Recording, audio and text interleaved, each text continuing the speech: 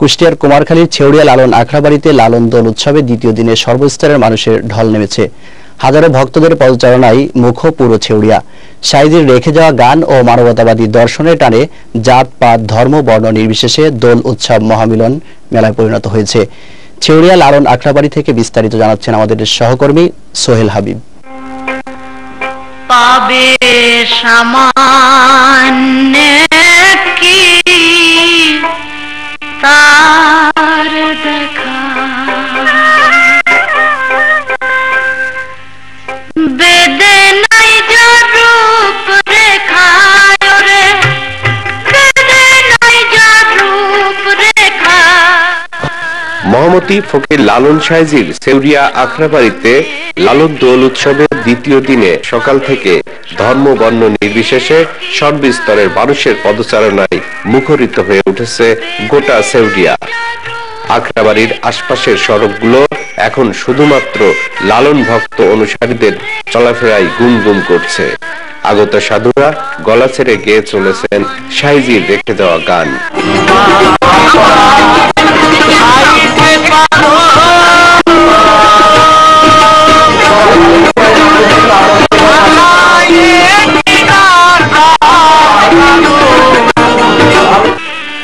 লালনের দর্শন মানুষের মাঝে তুলে ধরার আহ্বান জানান ছেউড়িয়ায় দোল উৎসবে আগত লালন অনুসারী আসলাম উদ্দিন সহ অন্যান্যরা।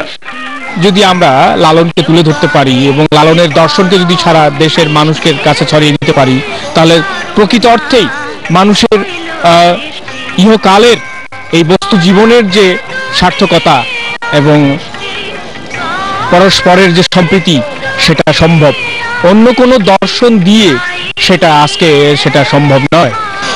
সাইজির লৌকিক ধর্মের মানবতাবাদী বাণী মানুষকে প্রভাবিত করে, তাই বারবার ছুটে আসি সাইজির ধামে। শনিবার রাতে আখড়াবাড়ির মূল আঙিনার বাইরে লালন একাডেমির আয়োজনে উন্মুক্ত মঞ্চে উৎসব উদ্বোধনী অনুষ্ঠানে প্রধান অতিথি হিসেবে উপস্থিত ছিলেন খুলনার দায়িত্বপ্রাপ্ত বিভাগীয় কমিশনার মোহাম্মদ ফারুক হোসেন। এ সময় কুষ্টিয়া জেলা প্রশাসক জহির রায়হান, কুমারখালী উপজেলা নির্বাহী কর্মকর্তা সাহেলা আক্তার, লালন বাজারের প্রধান খাদেম মোহাম্মদ আলী শাহ সহ অন্যান্যরা উপস্থিত ছিলেন।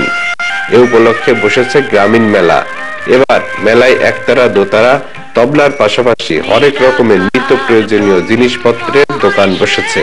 দোল উৎসবের দ্বিতীয় দিনে লালন ভক্তদের পদচারণায় মুখর হয়ে উঠেছে ছেউড়িয়া লালন আখড়াবাড়ি। ধ্যানে পুণ্যে মননে মগজে লালন সাইজিকে ধারণ করার চেষ্টা করছেন তার ভক্তরা। ছেউড়িয়া লালন আখড়াবাড়ি থেকে সোহেল হাবিব, বিজয় টিভি।